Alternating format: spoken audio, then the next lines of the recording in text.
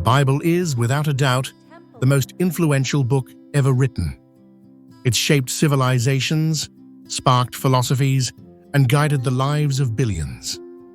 For most of us, its contents feel permanent, its story set in stone.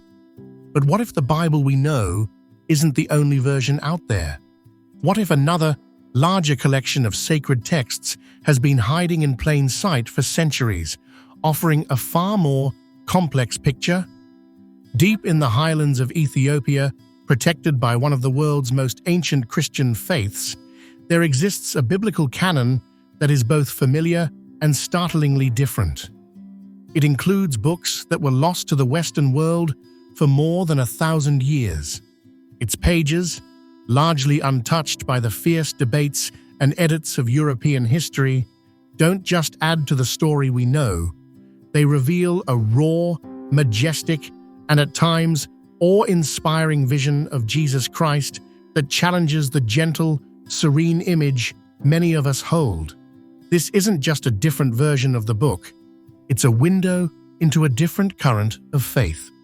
When we say the Bible, we usually mean the Protestant canon with its 66 books, or the Catholic version with 73. But the Ethiopian Orthodox Tewahedo Church, one of the oldest Christian communities on the planet, has a Bible that's bigger. The exact number of books is a little complicated, as scholars talk about a narrower and a broader canon, but it's often cited as having 81 books. Now, to be clear, this doesn't mean its physical manuscripts are necessarily older than the earliest complete Greek Bibles we have. The real significance of the Ethiopian Bible is in the choices it made. While Christian leaders in Rome and Constantinople were debating which books made the cut, the Church of Ethiopia was charting its own course, insulated by geography. They decided to hold on to books that the rest of Christendom was setting aside. Think of it less as a single, older book and more as a more inclusive ancient library. This canon preserves crucial Jewish texts like the Book of Enoch and the Book of Jubilees, neither of which are in Western Bibles today. And these aren't just minor additions. These were texts that circulated widely in the ancient world and influenced the writers of the New Testament. So their presence in the Ethiopian Bible gives us a theological context that has been largely forgotten elsewhere. This wider collection offers a unique lens, and when you look at Jesus through it, the picture changes. In a lot of Western art and teaching, the image of Jesus has been softened over the centuries. We often picture the gentle shepherd, the calm teacher, the symbol of peace. And while those qualities are absolutely in the Gospels, the Ethiopian tradition puts a much stronger emphasis on another side of his nature, his overwhelming cosmic power and divine authority. The descriptions of a majestic, powerful Christ that we find in the book of Revelation, a figure with a voice like rushing waters and eyes like fire, aren't just fringe apocalyptic ideas in the Ethiopian tradition. They are central to understanding who Jesus is. This vision is powerfully reinforced by the books unique to their broader canon. The most famous of these is the Book of Enoch. It's a pre-Christian Jewish text, so it doesn't mention Jesus by name, but for early Christians, it was a huge deal. Enoch describes visions of a messianic figure called the Son of Man and the Elect One, a pre-existent being of light who would sit on a throne of glory and judge the world. When early Christians read this, they saw a clear prophecy of Jesus. In fact, the New Testament's Epistle of Jude cites, or closely paraphrases, a passage from the Book of Enoch. The Ethiopian Church saw Enoch not just as an influential text, but as revealed scripture. By keeping it in their Bible, they preserved the theological atmosphere of the time. The idea of Jesus as a divine, cosmic being wasn't invented centuries later at the Council of Nicaea. That concept was already pulsing through the religious world Christianity was born into, a fact already clear from New Testament books like the Gospel of John and Paul's letters. The Son of Man, from Enoch, isn't just a teacher, he's a celestial warrior and judge. This vision is also reflected in Ethiopian art. For centuries, religious art in Ethiopia has often depicted Jesus and other biblical figures not as pale-skinned Europeans, but as people who reflect the community that worships them, with bronze skin and distinct features. This is more than a cultural choice. It's a profound theological statement about the incarnation, that the divine truly became human and lives among all people. This art presents a Jesus who is both a majestic king and deeply connected to his people, a striking contrast to the often ethereal figures in some Western art. This profound reframing of a central figure of world history, seen through the lens of a different library of texts, is exactly the kind of story we are passionate about exploring. If you find this journey into forgotten history as fascinating as we do, please take a moment to like this video and subscribe to the channel. It helps us continue to explore the mysteries that challenge what we think we know. So the big question is, how did this unique biblical tradition survive? How did it stay so distinct from the powerful centers of Christianity in Rome and Constantinople? The answer is all about Ethiopia's unique history and geography. In the 4th century CE, the ruler of the kingdom of Aksum, in modern-day Ethiopia and Eritrea, King Ezana, converted to Christianity, making his one of the very first Christian kingdoms on earth.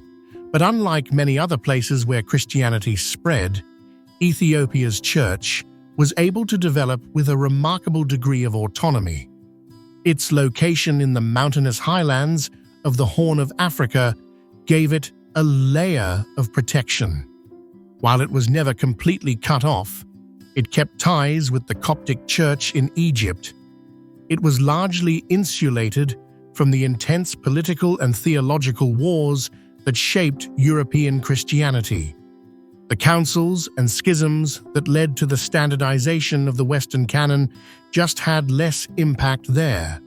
So, the Ethiopian Church was able to hold on to the traditions and texts it had valued from the start. This makes the Ethiopian Bible different from discoveries like the Dead Sea Scrolls or the Nag Hammadi Library, which were ancient texts hidden away and rediscovered centuries later. The Ethiopian canon was never really lost. It has been a living library, used in worship and study for over 1,500 years. While the tradition wasn't static and did evolve over time, it represents a remarkably continuous stream of faith, preserving ancient works in a living tradition that were edited out or lost elsewhere. This all leads to the great why. Why were books like Enoch and Jubilees excluded from the Western Bible in the first place? The answer isn't some simple conspiracy, but a long, complex process of selection driven by theology, tradition, and practicality. In the first few centuries of Christianity, there was no single, universally agreed upon Bible. Different communities used different collections of texts. As the church grew, leaders wanted to create a standardized list, a canon that could be trusted for teaching across all communities. They developed a few key criteria. Was the book believed to be written by an apostle or someone close to them? Did it align with the core theological teachings of the church? And was it widely used and accepted by major Christian communities? Books like Enoch didn't quite check all the boxes for the church leaders in the West. It obviously wasn't written by an apostle. And while it was influential, some prominent church fathers like Augustine grew wary of its elaborate angelology and otherworldly visions, raising questions about its authenticity and widespread use in worship. over several centuries, a consensus formed in the Western and Eastern churches that excluded Enoch and other similar texts. It wasn't that they were deemed evil, but they weren't considered to be on the same level as the Gospels or the letters of Paul. The Ethiopian church just disagreed. For them, Enoch's ancient wisdom and prophetic power earned it a place among their most sacred texts. This different library of scripture doesn't just present a more powerful Jesus, it also seems to highlight a more mystical path to the divine. Some of the texts preserved within the wider Ethiopian tradition contain a strand of thought focused on awakening a divine connection within humanity. For instance, a text known as the Ascension of Isaiah has been preserved in its most complete form in the Ge'ez language. While it's not generally considered part of the formal Ethiopian biblical canon, it was clearly valued. The book describes the prophet's mystical journey through 7 heavens, where he witnesses Christ's hidden descent into the world to awaken those lost in darkness. This idea of salvation as an internal awakening is a theme found in many early texts that were eventually labeled Gnostic or heretical and sidelined by the mainstream church. While this mystical tradition was never entirely erased in the West, it often survived on the margins. In the Ethiopian tradition, however, texts that explore these direct, internal, and visionary paths to God remained a more visible part of the landscape. Could it be that this focus on a direct, inner divinity was seen by some as a challenge to the centralized authority that the early European church was trying to build? That's speculation, but it's a fascinating question to consider. In the end, the Ethiopian Bible isn't a secret or truer Bible. It's an incredibly important and ancient witness. It's a testament to the fact that Christianity was never a monolith. From its earliest days, it was a faith of diverse texts, traditions, and interpretations. The Ethiopian canon doesn't erase the Bible we know. Instead, it enriches it, showing us a path not taken in the West. It reveals a vision of Jesus that is at once more African, more cosmic, and more mysterious.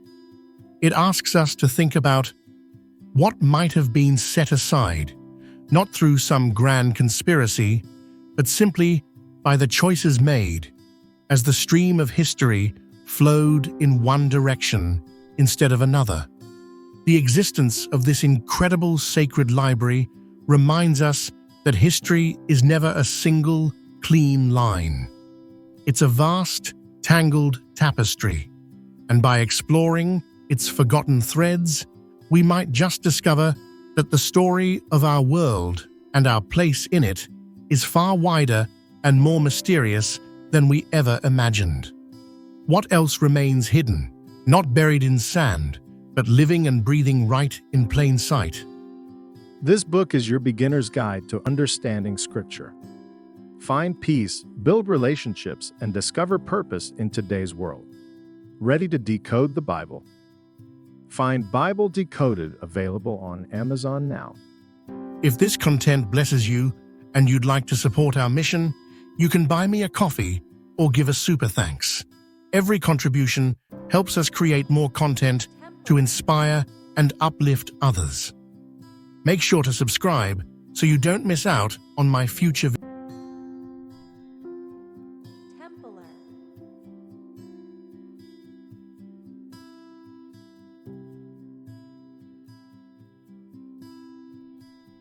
Templar.